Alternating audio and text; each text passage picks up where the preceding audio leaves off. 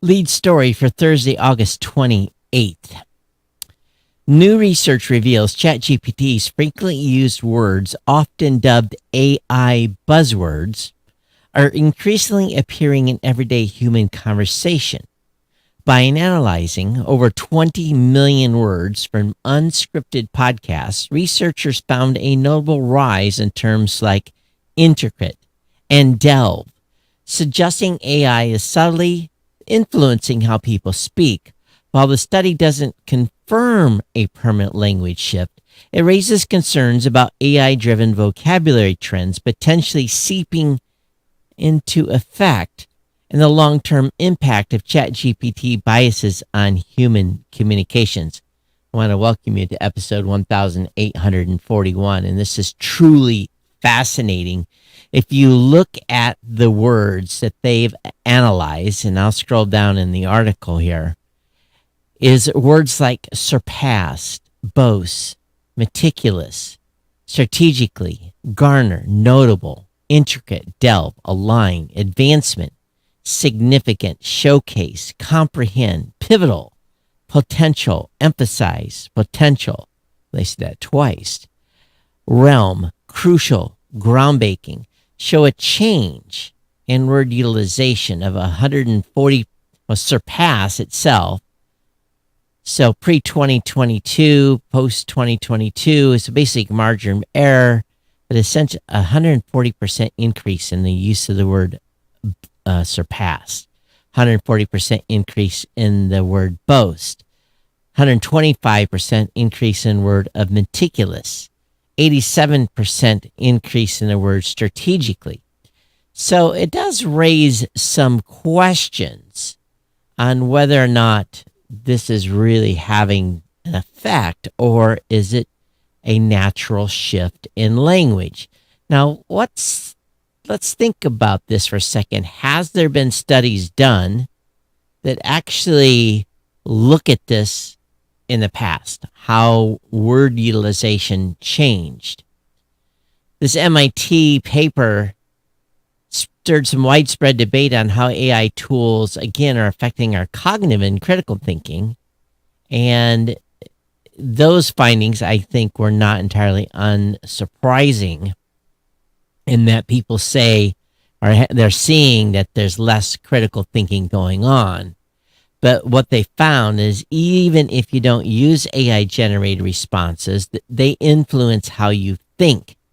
He said, citing examples of smart reply templates in emails and message apps, 2 years later, it seems like the signature language patterns of large language models such as ChatGPT are becoming a part of natural human conversation at all. Now, there's one thing that was interesting that I did today. I was asked for a quote from a partner of ours, because they're going to have a campaign starting next week, and then my company's going to be quoted on the front page. So I was really, crazy busy at the time the request come in, but I had to turn it around. So I kind of, typed something up and, looked over it 3 or 4 times, and, it looked pretty good. And then I dropped it into ChatGPT, and can you improve it? And it did. It improved the quote. It actually made it too long. I had to shorten it back down. But I took that quote that I had edited, and it wasn't the quote that had been edited yet, but I dropped it into my email response and started editing. And all of a sudden, I don't know if I bumped something, but in Gmail, it automatically said, hey, it just basically made a modification. And I'm like, I inadvertently let the email client do something I didn't want it to do. And it irritated me a little bit. And I still, to this point, don't understand how it fully happened. But in the end, I end up having the first email that I've ever sent out that really had, a large portion of it that was AI generated. And it didn't really make me very happy, because I take pride in responding to emails personally. And again, all I wanted was an improvement in the quote. So it'll be curious. I'm going to have to go back and maybe look at some of these words, because I don't think I use the word surpass, boast, meticulous, strategically, garner, noble. I don't think these are words that I generally use, but it would be interesting to see over the long run. Have I started to utilize any of this messaging? But it is curious to thinking that there might be an impact here on specific buzzwords, and it shows which words are being underutilized and some that are being overutilized.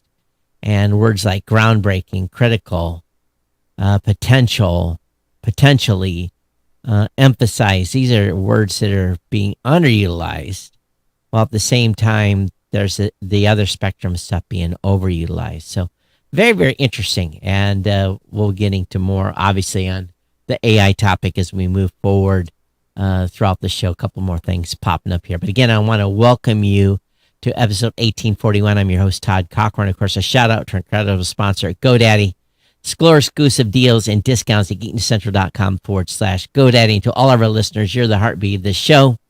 We want you to support the GNC mission here. Head to geeknewscentral.com/insider and become a GNC insider. We are lit and live and lit. Don't just listen, experience the show live by grabbing a modern podcast app at podcastapps.com. Of course, check out the full Geek News Central universe at geeknewscentral.com, where you find all of our partner shows and tons of new content. Of course, stay in the loop. Follow or subscribe to the podcast on that page. Don't forget to sign up for our newsletter while you're there for even more insider scoops. Of course, you can join the conversation at geeknews.chat. That's a great place to start. You can email me directly here. See if I get the right ones. Put up geeknews@gmail.com is the place you send your email. You can hit me up on X at Geek News. And, of course, you can even catch me on Facebook. But it's been a big, big, big week of just catch up here. Putting in some long hours. I posted a pretty interesting Facebook post the other day that's gotten lots of attention about what happened when I was at my doctor's office and stuff like that. So definitely check that out. But hey, I did get word from GoDaddy. They emailed me what we did for, in a way we run it is end of July to near the end of July to near end of August, and numbers down a little bit. So a little bit disappointed. We still made goal. That's the key. So your support of the show as an insider is greatly appreciated when you come in with your $2, $5, $10, $15, $20, or $25 donations. But those of you that are new to the show that have not taken advantage of a GoDaddy product or deal, this would be a great time to belly up here and participate. If you're thinking about starting a website, this is super, super critical.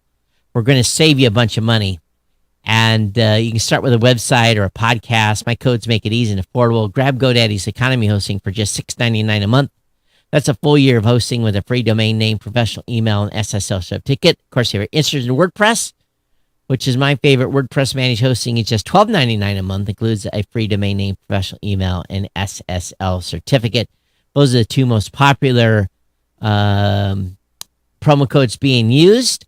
Of course, if you just need a domain name, you can get yours for $11.99. I often find myself picking up a domain name on a not so often basis as it used to be, but every once in a while, I'll think about something and snap up a domain name. But how about a GoDaddy website builder? This is for those of you that are less technically inclined. Get a free 30-day trial on personal business or business plus plans. You know that I use all of my GoDaddy products and services, and your support keeps this podcast alive. Use our codes, click and save. You're backing this independent team of creators. Share the codes or website link with your friends and family. Don't write it on the bathroom wall, but every time a code is used, it supports GNC. And thank you for keeping us online and going strong.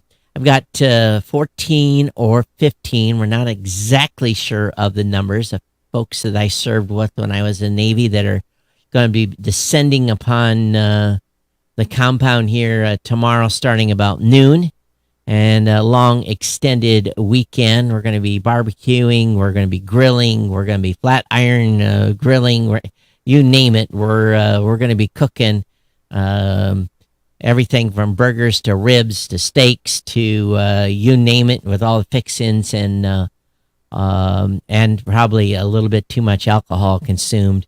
So looking forward to having a very a wild weekend. Now, being Monday is a holiday, kind of realized this today. No show on Monday, but I'll be back with you on Thursday for another edition of the Geek News Central podcast. And all of you that are supporting in the show financially as an insider, thank you so much for supporting the show. This next article is absolutely incredible. When I read the headline of this, I just shook my head.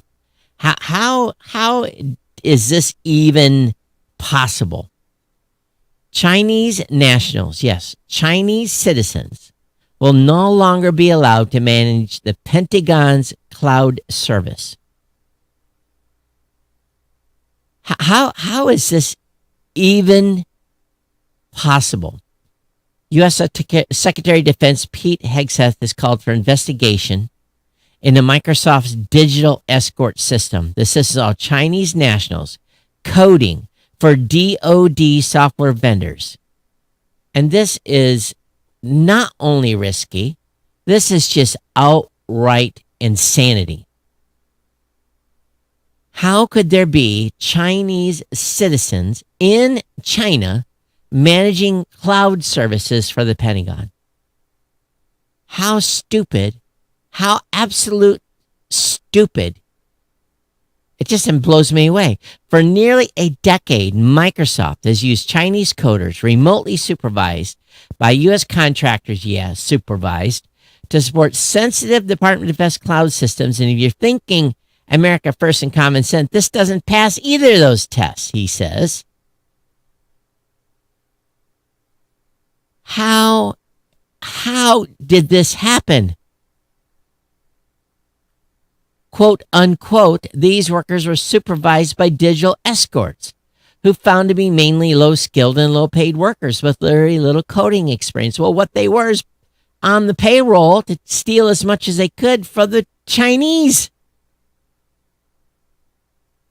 The use of Chinese nationals service Department of Defense cloud environment, it's over. Requiring a third-party audit of Microsoft Digital Escort program, including the code and the submission by Chinese nationals. Not only that, Pete Hegseth said, will be also require the Department of Defense to carry out a separate investigation of the digital escort program and the Chinese Microsoft employees involved. This is unacceptable. Going forward, all software vendors for the DoD will also have to identify and terminate any Chinese involvement in DoD systems. He goes on to say, it blows my mind that I'm even saying these things, that we allowed it to happen.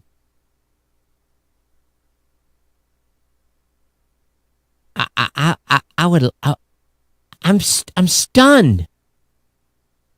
I'm absolutely unequivocally to the core stunned. And wait, there's going to be more. There is going to be more. There's going to be spyware in the code. There's going to be, you guarantee, they've been doing industrial espionage. This will be a DoD espionage.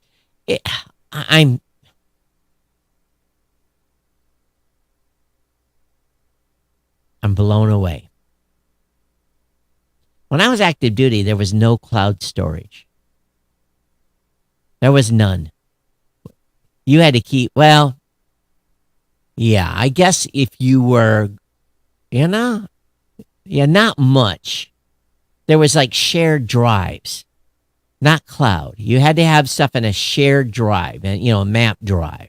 You could get to it from another machine, but there was no cloud per se. I couldn't go across the country and connect to my drive. I could connect in the local network. If I wanted to take data with me, it had to be put on probably a CD, had to be made sure it was unclassified, and strict controls. Carrying the data, no USB sticks allowed, hard drives at times that had a bit byte or some sort of encryption system on them. Yeah, no cloud whatsoever. I just don't know how this happens. I really don't. You guys remember TypePad? Blogging service TypePad is shutting down and taking all blog content with it. Well, that's what happens when you do not control the content on yourown.com. So all this stuff is going to go. Now, you can export your data, but they've also not allowed anyone to publish for a few years on the site. So it's not like they didn't give people enough time to get their data off. So TypePad, there's a service I haven't even thought about in probably 10 or 15 years, and probably one of the reasons why it's going away. Nevada has been crippled by a cyber attack that began on Tuesday. No, on the 24th. Wow. So it's been going on a while. Taking down state websites, intermittently disabling phone lines, and forcing offices like the DMV to close. The office's governor announced the attack via social media on Monday, saying the network security took hold in the early hours of August 24th. Officials say that state websites remain unavailable, and his office warned that phone lines will be intermittently down, although emergency service lines remain operational. State offices were closed until further notice, including the DMV. State said any missed appointments will be honored in a walk-in basis. Wow. The state's new cybersecurity office says currently no evidence suggests that any Nevadian's personal information was compromised during the attack. Yeah, right. You'd have no clue. Nary a clue. So cyber attack means you've been owned already and your stuff is off the network. Come on.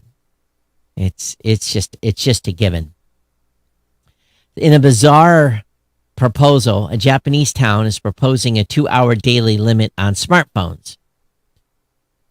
The proposal, believed to be the first of its kind in Japan, is currently being debated by lawmakers after being submitted by a municipal government in Aichi earlier this week. The mayor said the proposal, which only applies outside of work and study, would not be strictly enforced, but rather was meant to encourage residents to better manage the screen time. There's no way they're going to be able to track it. This does not mean the city will limit its residents or impose duties and no fines, but they want people to understand they should only be on their phone 2 hours a day. Well, good luck with that. How many of you are still reading? I read quite a bit when I'm on travel.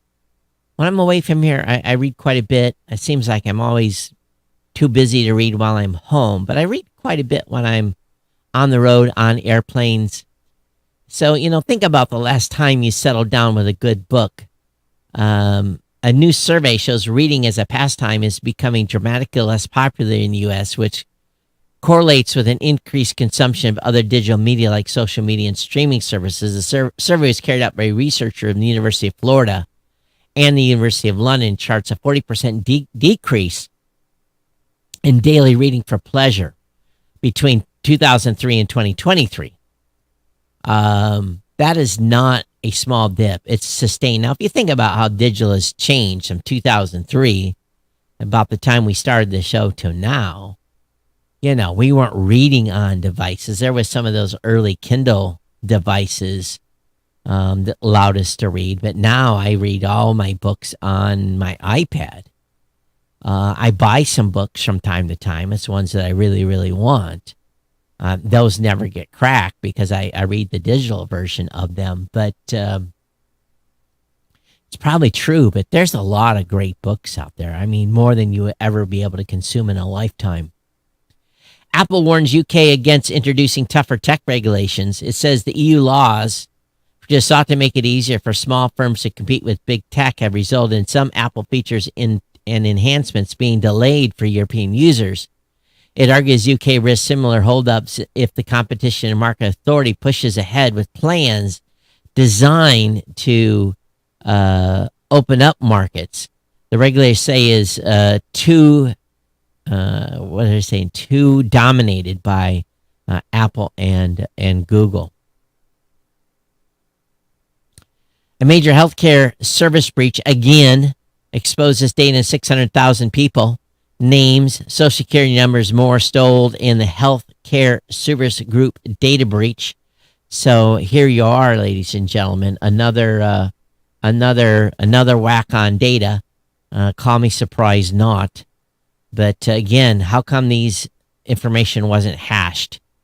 That's the question. Scientists are trying to ask the question, how old is Jupiter? They're talking about meteorite raindrops are helping science pin down the gas giant's age.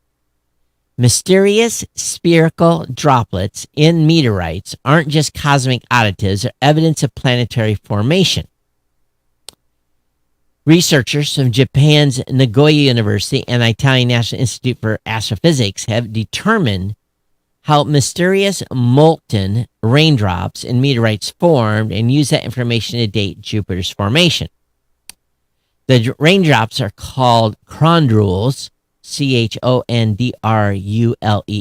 They're strange spherical droplets of molten rock, just a couple of millimeters wide, or not, no, a couple of like 0.1 millimeter, and are found in specific types of meteorite. And they think this is all from that planet, and that's how they're being able to figure out how old Jupiter really is. So they give an age. Does it say 4.6 billion years ago? So that's their guesstimation. I don't know what it used to be before. So Tesla's got a big announcement coming tomorrow. Tesla teases a major launch, and it looks like it could be the new Model Y Performance. So American fans, set your reminders for Friday. And by the way, how about that SpaceX launch?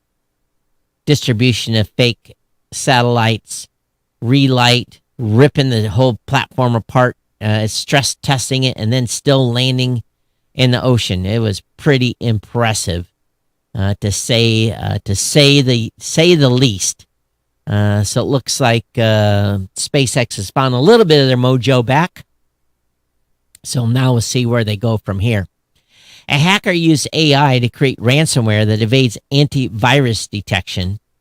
Security research spotted this ransomware that used a local LLM to create variable output, making it harder to detect.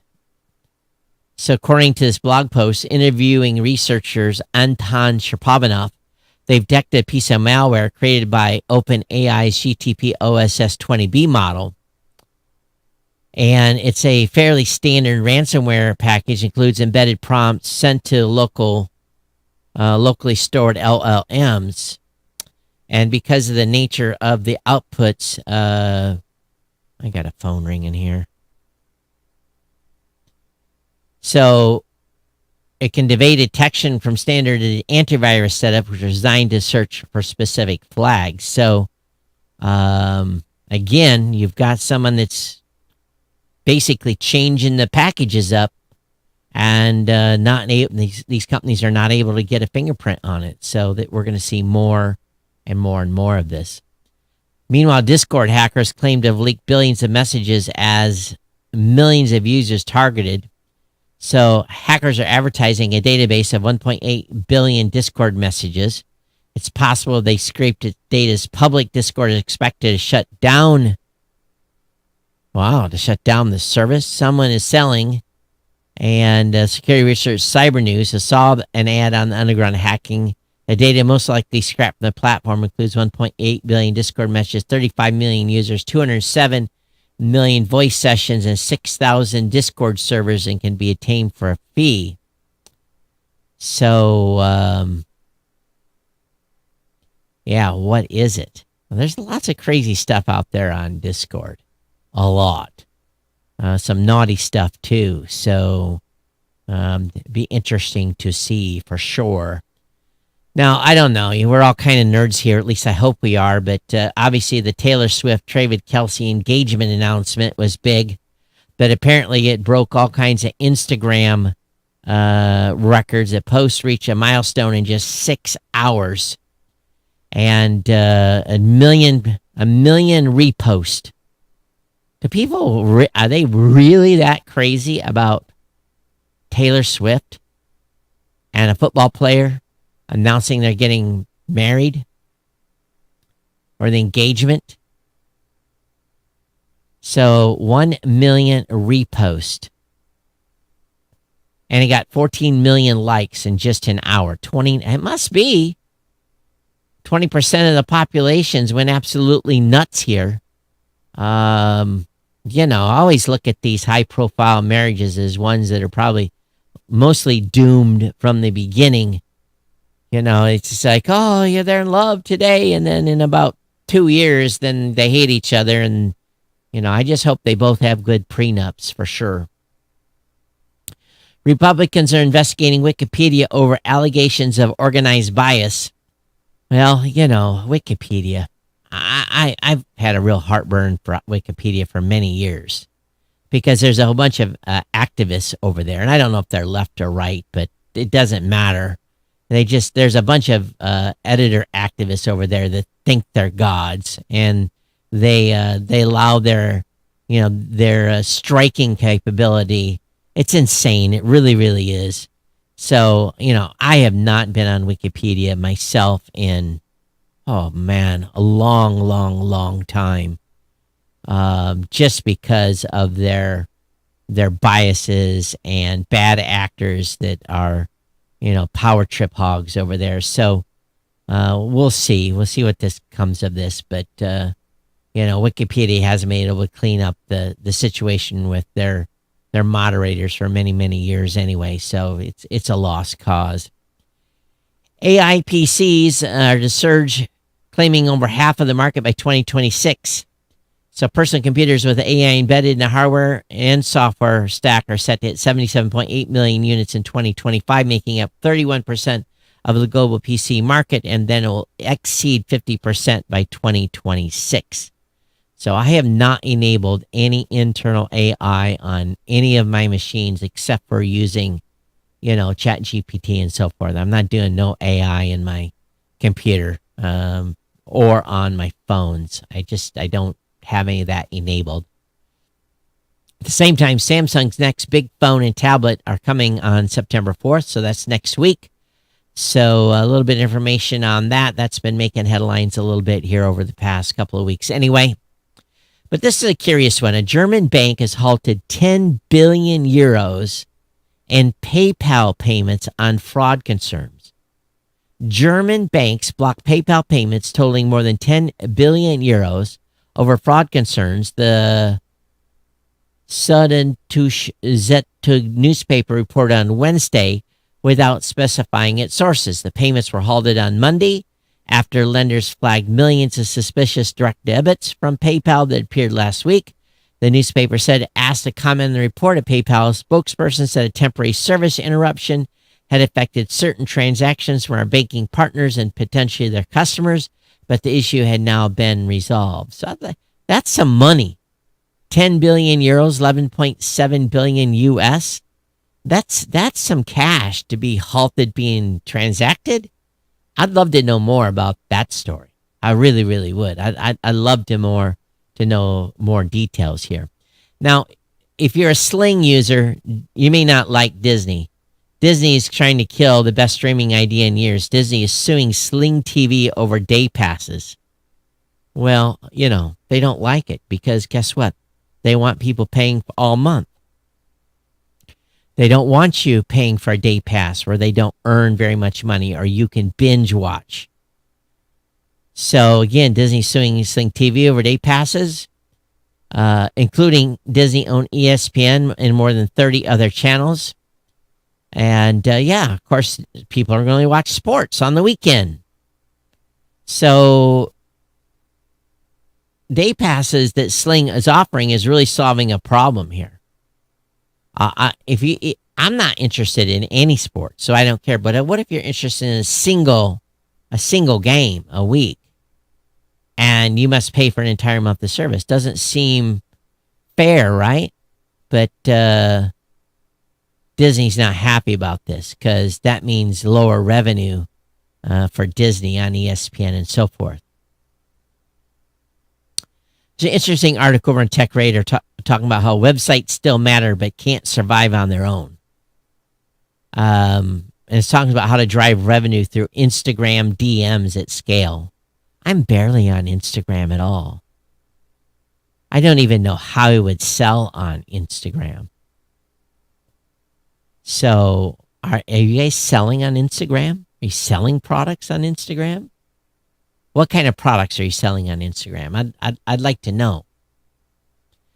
Google Pixel Care Plus is replacing preferred care and includes free screen and battery repairs. I think we had a little bit of a story on this before. But Pixel Care Plus is the name of a new program which Google says is replacing preferred care. So just be aware that's coming.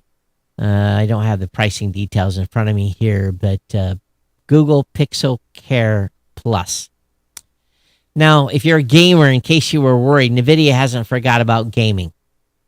The chip designers gaming division, it's what was really its golden goose before generating images of celebrities eating spaghetti via AI, scored $4.2 billion in revenue in the second quarter of up 49% year over year. The figure came in significantly higher than $3.74 billion that analysts polled were expecting. That's nearly 15% increase. So for gamers and gamers, it's all about the best cards and stuff. So you're still buying gaming cards out there. So that's good. But again, numbers are down overall, but not surprising. OpenAI is giving its voice agent superpowers to developers. Lots of new models are now being opened up in the OpenAI's real-time API. You can try its latest speech-to-speech model in real time. The upgrade improves OpenAI's voice offerings for developers. So expect to hear more voice type of tools and services, and a larger context protocol and so forth. New model and so forth. So for devs out there, this may be of interest to you. A surprising move here. The U.S. Department of Commerce have put data now on the blockchain. The U.S. Department of Commerce have worked together to bring U.S. government macroeconomic data to the blockchain from the Bureau of Economic Analysis. These new data feeds securely deliver critical information on key U.S. economic data on the blockchain. And they're working with 4 or 5 companies on this. So what you're going to have available, and again, this is real GDP level. These are raw numbers. Real GDP is measured by the value of domestic gross goods. Then you're going to have real GDP percent change, PCE, price index, PCE, price index percentage change, and the real final sales to private domestic purchasers and real final sales to private domestic purchase. Again, all this data, I guess, is to be protected, so it cannot be manipulated, and it's going to be published on the blockchain. So, again, I don't fully understand the ramifications of this, but that's what they're doing. Some surprising information has come out from Intel. So the Trump administration, we know, is investing in Intel. The U.S. government last week agreed to take a 10% stake in Intel. The agreement also contains a 5-year warrant that allows the government to take an initial 5% of Intel at $20 a share, which is lower than the stock value, if Intel ceases to own 51% of its foundry business. So they want to protect the foundry business. This is what's going on here. But Intel says, I don't think there's a high likelihood that we'd take our stake below the 50%. So ultimately, I would expect the warrant to expire, CFO David Zinsser told a Deutsche Bank conference on Thursday. I think the government's perspective they were aligned with, that they didn't want to see us take the business and spin it off or sell it to someone else. So that means the hemorrhaging foundering business cannot be sold, which some investors wanted them to do. So much to their chagrin, I am sure.